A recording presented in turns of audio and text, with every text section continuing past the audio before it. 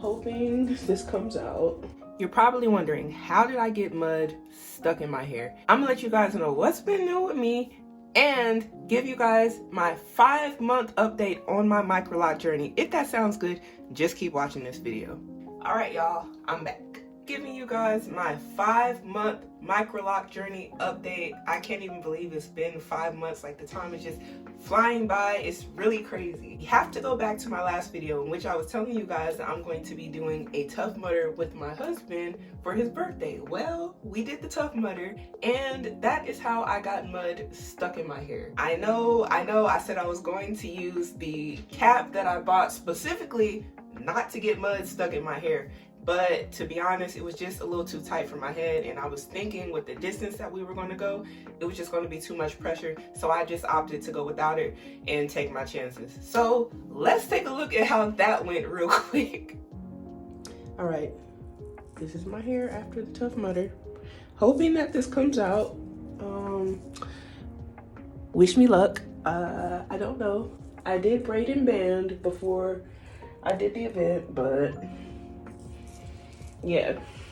All right, I'll be back to see if it came out. It was a fun experience, and as you guys can see, I don't have mud in my hair right now. I ended up washing my hair when it was still braided and banded, and afterwards the mud came out. It took a lot of washes to get everything out, and I still have like some grass pieces in there, but it ended up being successful. Didn't do an after video because I was kind of pressed for time, and it was my husband's birthday, so I was trying to rush to get ready and stuff. But it went well. And sorry if I'm not looking at the camera, y'all, because I'm trying to talk to y'all and I'm doing a retie right now. But I was able to successfully get the mud out of my hair. It took me like an hour of washing the mud out, but it came out, which I'm happy about because y'all know I was really worried about ruining my locks. So that leads us to today. I definitely am in need of a retie. It's been about 2 months since I've done this. I'm not necessarily looking forward to it because I know that my arms are about to be through after this, but it needs to be done, and I'm cheap, so I don't want to pay someone to do it. I'm gonna come back and give you guys some updates on how this retwist is going. Trust me, it is going to be a long process, so I'm sure I will have plenty to update you guys with, and it's probably gonna last me some days, so stay tuned. Keep watching the rest of this video. All in all, a very good experience, and we both did finish the Tough Mudder, so yay! It was an awesome birthday gift for my husband and very memorable day for both of us. Let me show some pictures over here or over here. Since the Tough Mudder, I did retie and interlock my hair again, as you guys can see. But before I get into that, let me kind of just rewind back to what it was looking like before I interlocked.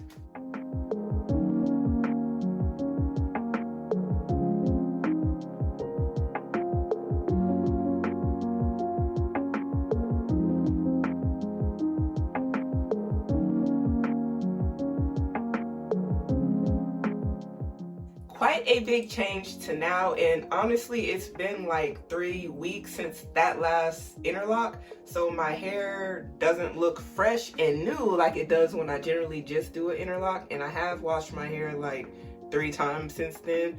So this is more of a realistic look of how my hair looks day to day, because my hair isn't always freshly retied or interlocked. So this is what it usually looks like. My hair is looking very different at the root. I have a lot of frizz, but it's all good. But my part is still crispy, and my hair is definitely seeming to swell up a lot more. Kind of got like a side part going on. Y'all know I love a side part.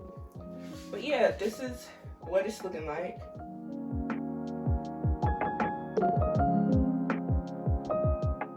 I think that the hair along the root area is looking a lot more different. It's harder for me to tell and see those 2-strand twist patterns in the root area, but some of my Microlocs in the middle / the ends, I can kind of see it there, or I just see like a bunch of frizz. Well, let me show y'all what I'm talking about. So y'all see how you can still see the 2-strand twist pattern right here? Let's get into some of these roots. But here in my root area, it's kind of harder to see. These to me look more like how my hair may look in the end, they look more like they're supposed to be microlocs and 2-strand twists at the root. So at this 5-month stage, I'm really enjoying how my hair is looking. It definitely has a lot of body, in my opinion. It's really fluffy. Definitely doesn't look like how it did on day one. If y'all want to go back and take a look, I'll link that video at the cards above. So as far as my maintenance goes, I've just been still braiding and banding my hair when I wash, using a clarifying shampoo, and then I've been kind of using a moisturizing shampoo, kind of rotating back and forth to make sure that my hair isn't just so dry. And then I've still been spraying it with my handy dandy aloe vera juice and water, distilled water mix. That's been working really good for me. I've been spraying my hair every day with it to make sure it stays, has some sort of hydration to it and it's not just dry. Whenever I spray it, it feels instantly more hydrated and it feels soft. So I'm definitely going to keep doing that. I wanted to talk about interlocking real quick. My interlocking sessions have been getting better over time. I think I'm getting quicker, which is good. I still take a long time to interlock my hair, but it's not as bad as before with my locks getting stuck together. I think I was probably doing something wrong, actually. I want to talk about that. At first, when I was washing my hair, I wasn't taking the time to go in and separate each microloc to make sure at the root that they weren't merging, and when it was still wet, I feel like they were getting stuck together.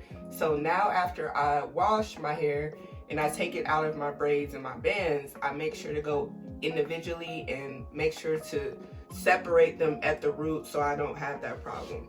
So as you can see now, like I said, I washed my hair like 3 times, but my hair is not stuck together at the root. It's separated. Since I do work out, my hair does get wet still at the root, so sometimes they kind of get stuck together, but when I feel it, I make sure to separate it. But I make sure not to separate it while it's dry because I don't want any breakage. So if it is dry and I catch it, I spray it with my mist and then I separate it at the root to make sure that it doesn't start merging. Another thing that I have noticed more of is my hair catching more lint.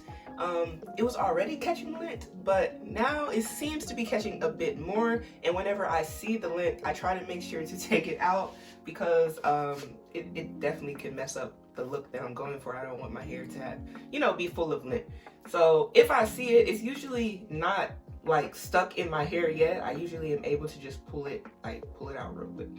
So that is one other thing. I'm making sure still at night to wear my bonnet. I haven't missed the night of wearing my bonnet, and I always have been a bonnet wearer. So that's not a problem there, but it's just like, I guess the day-to-day, you know, maybe putting on my shirts or just walking outside or doing activities, just stuff getting stuck in my hair. But as soon as I see it, I take it out. But yeah, y'all, my hair looks very thick in my opinion. So I am liking the way it looks. If you go back and watch some of my older videos, like when I first started YouTube, I started YouTube in March of this year. I actually was talking about how I had bald spots because I have alopecia areata. And my hair around this area, when I first started my microloc journey, was way thinner than it is now. And if you guys look, it is astonishing how much fuller it looks, and on both sides, not just that side, and this side too, it looks really good. If you guys want to know what I'm talking about, I'm gonna try to remember to link that video up above or leave it at the end of this video, or just go back to one of my first videos on YouTube on my channel and you'll see what I'm talking about. But I had like pretty much no hair here at one point, but now my hair is looking very full. You wouldn't even be able to tell that I had thin hair right here. Also, speaking of that, I don't sleek my edges down. I don't use edge control. I just spray it with water, and just like I do the rest of my hair, this is it. This is what I do. And that's it. If my hair on the edges get wet, they kind of curl up a little bit, but they're not like, I don't have edges. Like, you know how some people lay edges? I don't really do all that. I just kind of leave it alone. And if anything, if I just want them to kind of go in a certain direction, I just use a little toothbrush while it's wet with the water and just brush it in the direction I want it to go. But I don't use edge control or any of that stuff, just because I know my edges are sensitive and I probably don't need to do that. I also wanted to add the hairs. Let me just show you guys the whole thing before I forget. So this is what the back of my hair is looking like.